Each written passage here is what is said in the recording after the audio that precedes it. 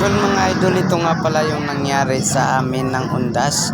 Yung ginagawa po namin mga idol is naghahanap kami ng ulam at saka ginawa na rin namin pulutan. Kaya napadpad kami dito sa may ihawan. So yan, kahit gabi na mga idol ay naghahanap kami para gawin naming ulam tsaka pulutan na rin sa aming iniinom.